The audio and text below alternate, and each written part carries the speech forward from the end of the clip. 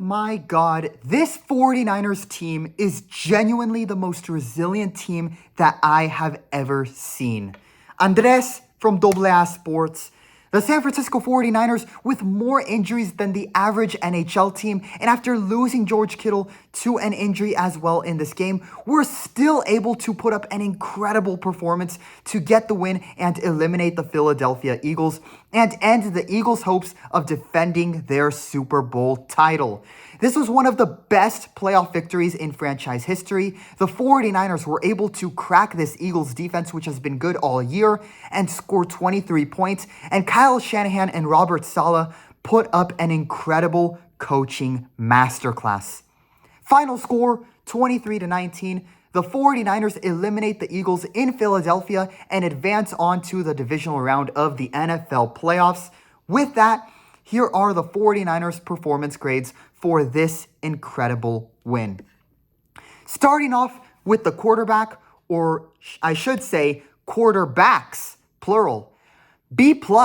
Brock Purdy threw 2 ugly interceptions in this game, but Purdy maintained his composure and confidence and played clutch to win this game. He was excellent on the 49ers' final drive of the game, leading the offense down the field to score the game-winning touchdown. Despite the 2 interceptions, Purdy still threw for 262 yards and 2 touchdowns. Both touchdown passes to Robinson and McCaffrey were brilliant. Given the 49ers' run game struggled and he was leading the offense without Ricky Pearsall, George Kittle, and a Brandon Ayuk who will likely be cut from the team at the end of the season, Brock Purdy, for all things considered, he had an impressive performance.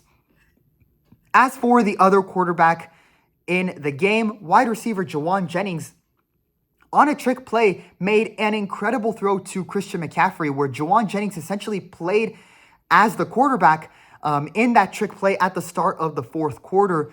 Remember, Jauan Jennings was solid is an understatement. He was a very good quarterback in high school before becoming a receiver.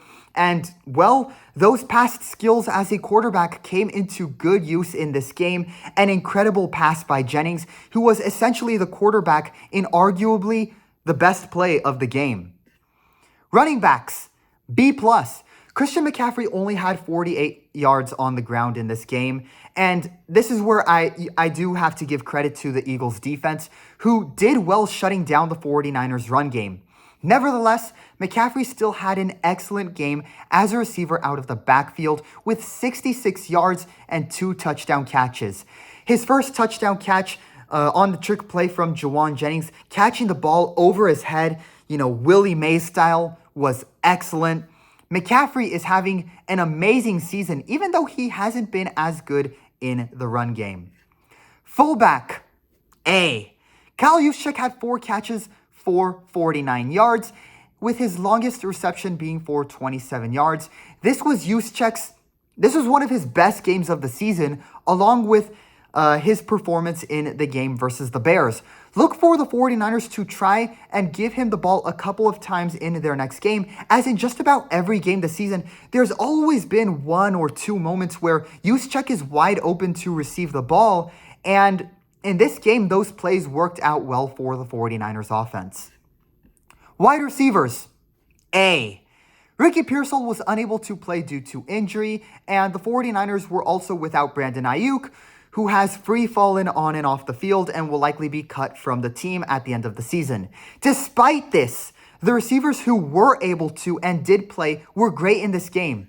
Demarcus Robinson had a phenomenal game with 6 receptions for 111 yards and the 49ers' first touchdown of the game.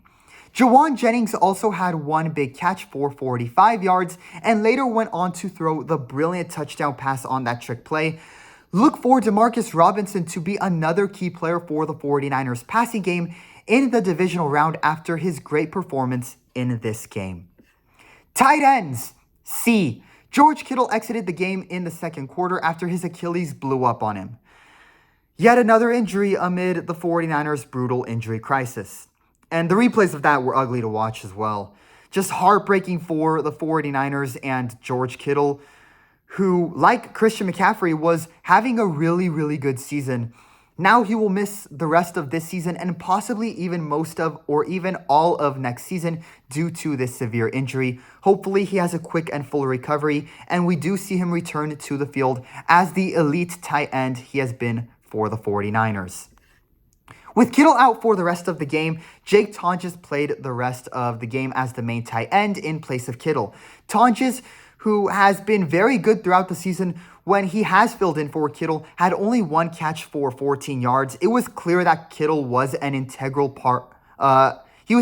figure in the offensive game plan last night, and Tonges wasn't, which was why Tonges didn't play well in this game. But look to see Jake Tonges be much more involved next week in Seattle. Offensive line, B.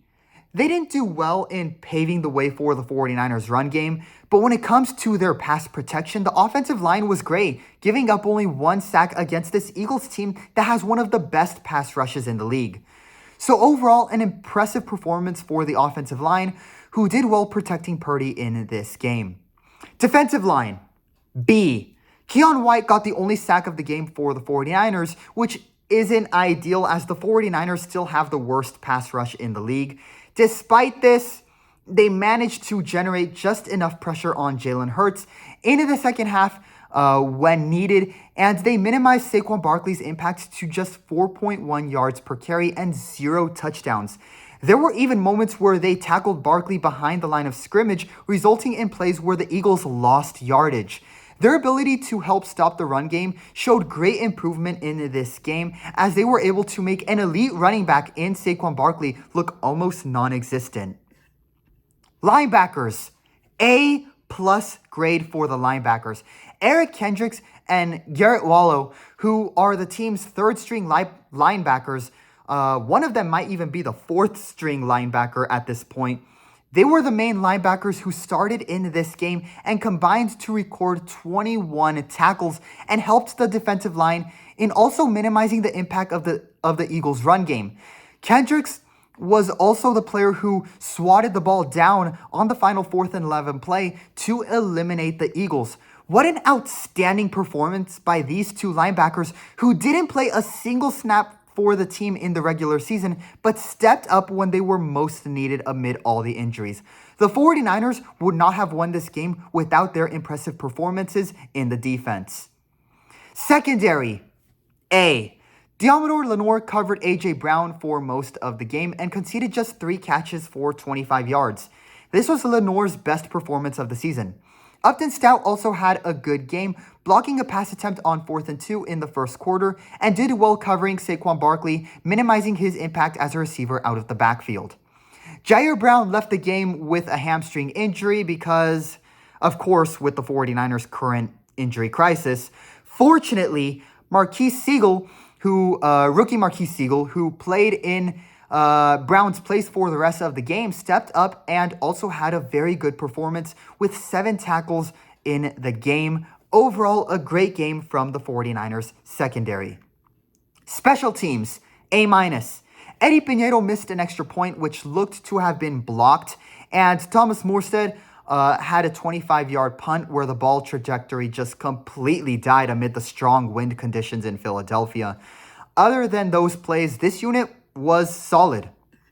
Coaches, A+. The one notable mistake from Kyle Shanahan in this game was at the end of the second half, where they wasted an opportunity to get at least a field goal before the end of the first half. While it was not Eberflus level bad, it was definitely bad play calling and bad clock management. But outside of that, this was an incredible game by Shanahan as the head coach and main offensive play caller. Shanahan lost his elite tight end to a season-ending injury, which he himself admitted that the team in the locker room during halftime felt depressed, that they were heartbroken and demoralized after seeing Kittle be carted off the field.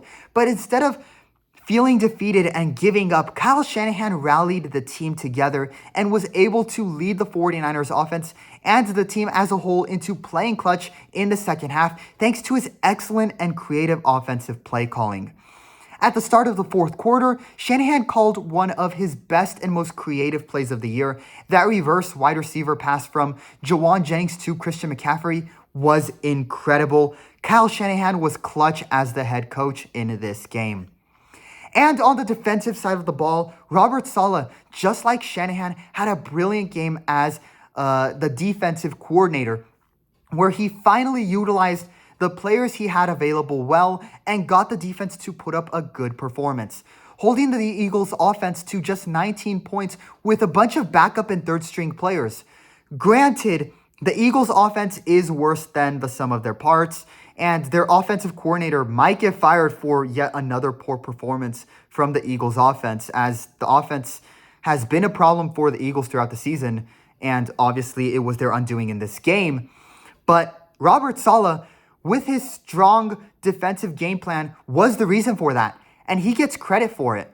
Saleh's coaching as the defensive coordinator and his ability to out-coach Kevin Patullo in this game was so good, it might have just gotten Kevin Patullo, the coach from the opposing team, Robert Saleh might have gotten him fired. Just wow. What a coaching performance from Shanahan and Saleh. Just, it's incredible. They have really found a way to squeeze water out of a stone in this scenario. They found hope and resilience when most other coaches and most other teams wouldn't have even made it this far with how many injuries this team has had. Medical and training staff, bonus grade category, D+. Give them credit. They helped Trent Williams fully recover to be able to play in this game, and Trent Williams played well and was 100%.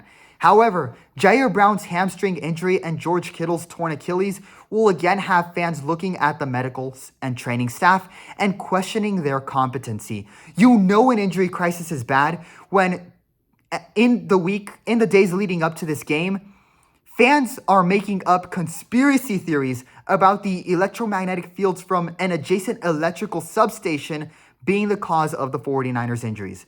You know an injury crisis is bad when fans are making up conspiracy theories like that. Not to mention, Ricky Pearsall not being able to play due to re-aggravating his PCL injury during the regular season is something that they were 100% at fault for as well. It would have been better to have him sit out for a couple more of the games in the regular season so he could be 100% for the playoffs. While the benefit of the doubt will be given to the medical staff regarding Kittle's injury, the other injuries are not a good look for the medical and training staff, and it does not make them look convincing.